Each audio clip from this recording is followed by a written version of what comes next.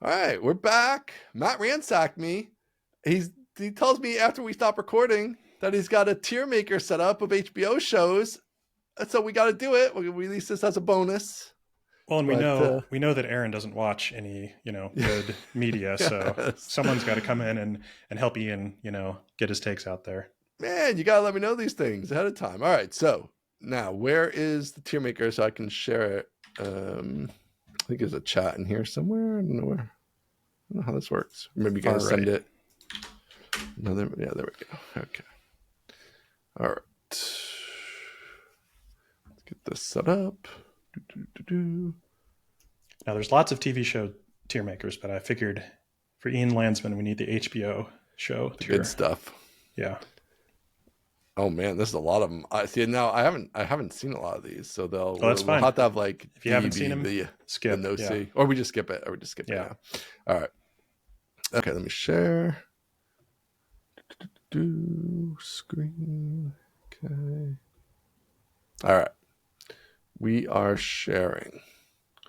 Let me just reorganize my screens quickly. Okay. All right. Here we go. Okay. All right. All right. Wow. The Larry Sanders Show. Have you seen that? No, that one is it's an oldie.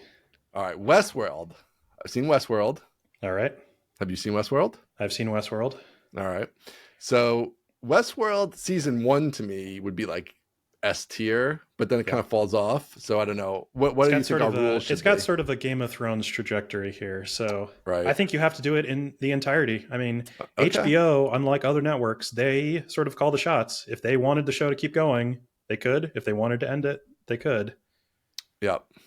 They've ended it, but even just also like it's just kind of even just the quality sort of fell off there, which was a little sad. All right, so we think like I like to factor into like the rewatch. Like, would you rewatch it today and enjoy it versus you know some of these shows like Westworld? It was sort of like a cultural touchstone, and like everyone was watching every week, and you had to go read the episode recap, blog post on Bill Simmons' blog. But all right, so I'm going to go. Is it a B? I'm going to go B. I think B is a good Westworld, solid show. You won't be disappointed. Couple good seasons, one great season, couple good seasons, one bad season, and then kind of ended before the actual end, which isn't ideal.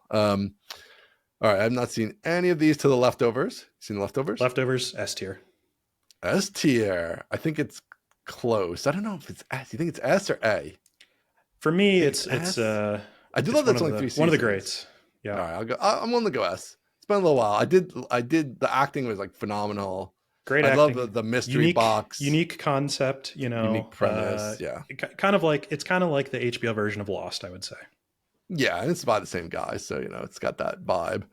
All right, Curb Your Enthusiasm. Have you seen? Are we skipping Oz? Have you seen that one? I've not seen. I haven't seen any of these other ones. Curb is the next one I've seen. Curb. Yeah, I think we all know where this one's going. Yeah, I mean, I'd say I haven't seen all of Curb, but I feel like it has to be S, right? Yeah, it has to be. Yeah. Okay. The early stuff is a little rough. It's kind of before even HD, HD TV. So it's crazy how old the early stuff is. But I think it makes up for it because it is just, even more of that cringe humor that, the sophisticated TV viewers will enjoy. Right. True Detective. The first season and one of the other seasons I've seen, which I did really think the first season was awesome. But I haven't seen all the seasons, so I don't know. I think we got to go. I think I would put True Detective B. I think it's kind of a similar Westworld. Started off quite strong. It's tough. At least True Detective is sort of an anthology series, which can be tough to rank because each season is different. Different cast and the whole thing. Yeah.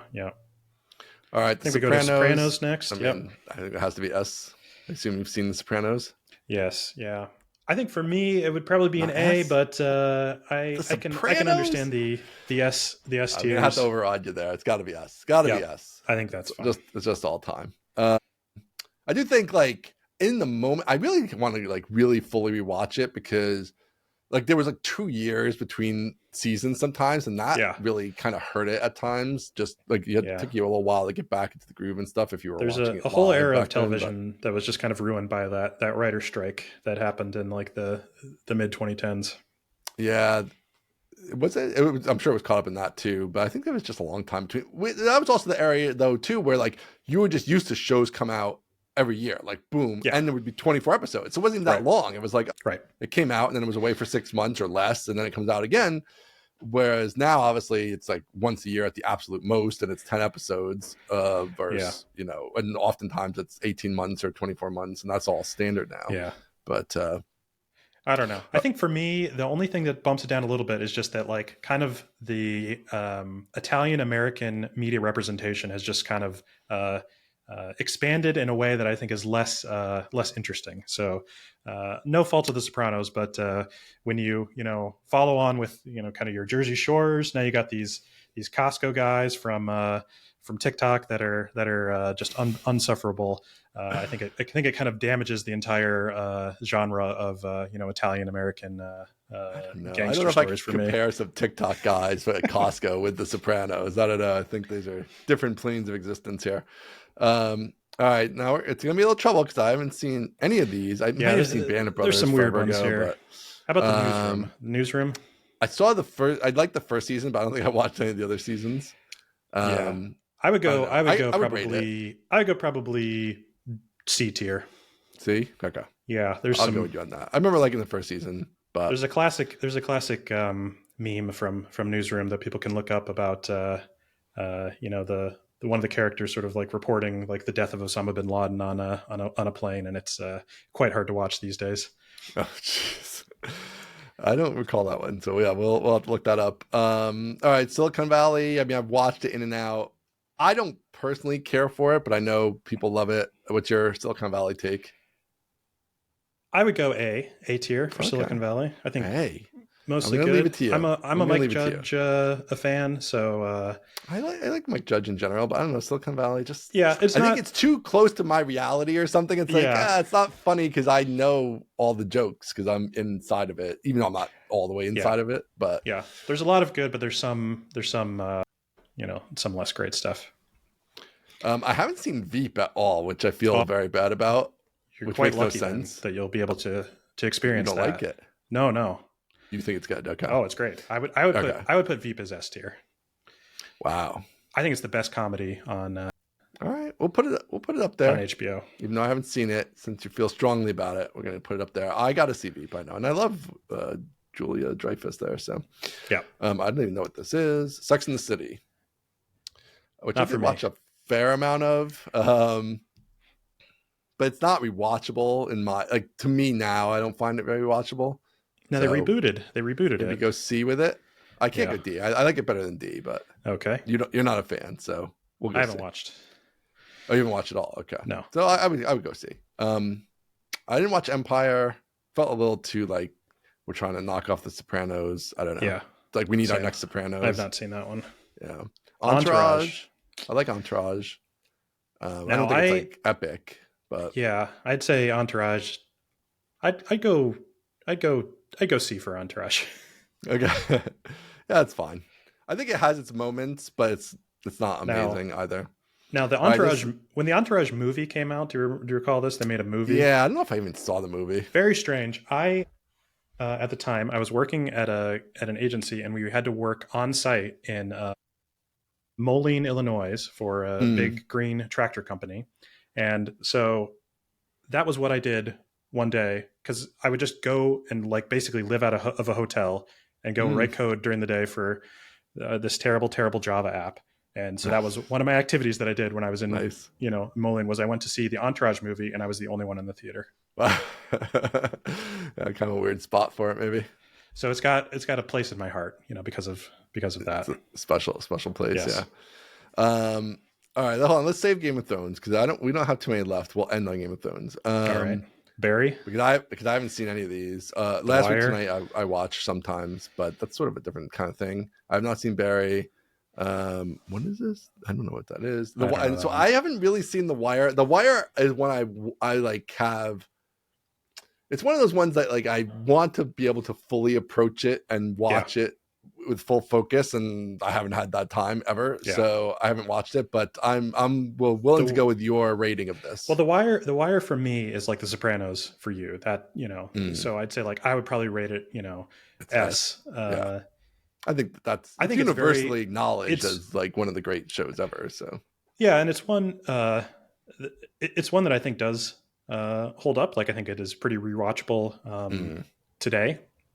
I think it's good. A lot of sort of memorable characters, memorable like quotes and sort of memes have come out of that, and I think it's just a good one. So it's kind of interesting how like things with HBO, it's like they hit or they don't. Like we haven't even watched we have no D's because like we didn't watch the D's, right? Like we watched the ones that hit and became kind of at least watchable.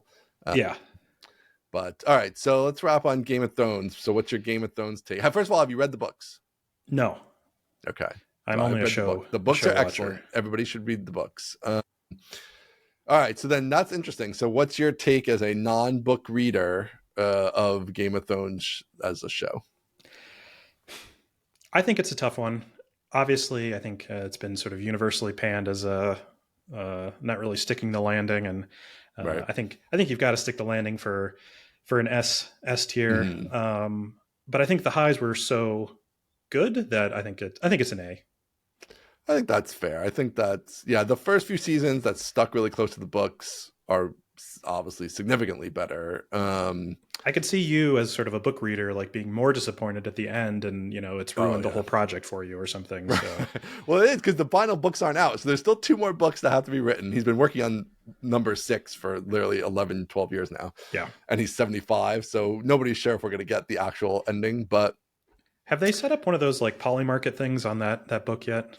They probably have.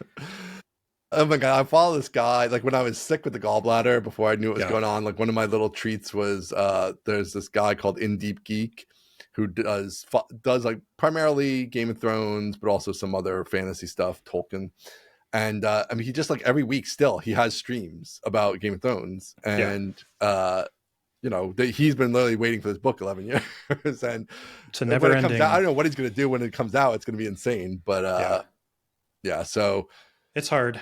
Yeah, I've told myself that I won't read any series that is not completed, just because of that. And then, so there's also that other fantasy book that's like The Name of the Wind, where it's kind of a similar thing. It's like this very like highly regarded series, and it's supposed to be a trilogy. And then like the third book has just like sort of not come out, and the author has sort of done everything except finish that book. Like, he started new series and things like that. And so that's my personal rule. It's, if you're going to have a multiple book series, I'll wait for everything to be done.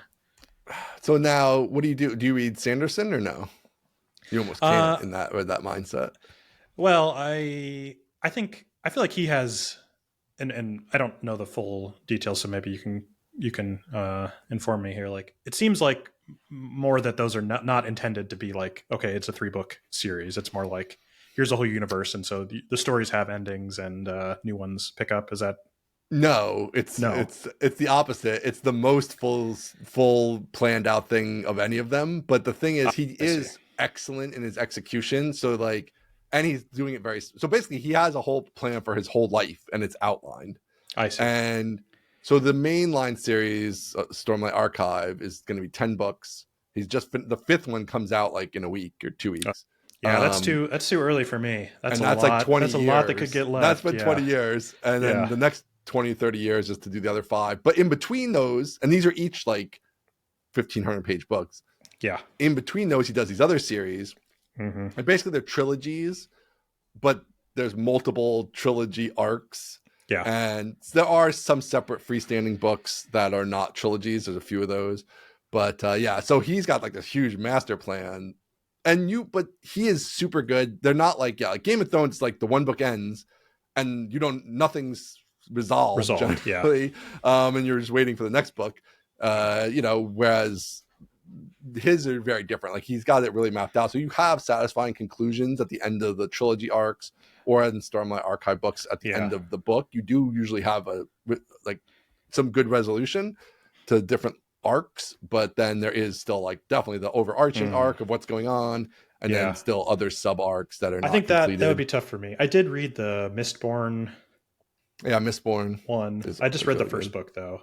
Okay. Yeah, so there's a trilogy of that first series, then there's 4 books in the second Mistborn series. Yeah. So and then sometimes I think you know, why not just go back and read, you know, like Lord of the Rings, where it's done and you know that. Oh, I do that all the time. Like Lord of the Rings is my go-to for first of all, the audiobook of Lord of the Rings is the greatest audiobook ever produced. If you don't have the audiobook, everybody should try the audiobook. Especially the books on tape one, like the original one. I think there's like a newer one that you don't want that thing. You want the original books on tape one. And I will sometimes just listen to it because it's very relaxing and the audiobook is so good. But if I'm like sick or anything, like, oh man, just throw it in the middle of like whatever, one of the 3 books and just go with it. So good. But yeah. So, all right, there we go. This was good. Yeah, I could never get Aaron to do this. So good thinking here. We've ranked 10 TV shows that Aaron will never watch. I'll have a little side podcast of media with the rotating guests.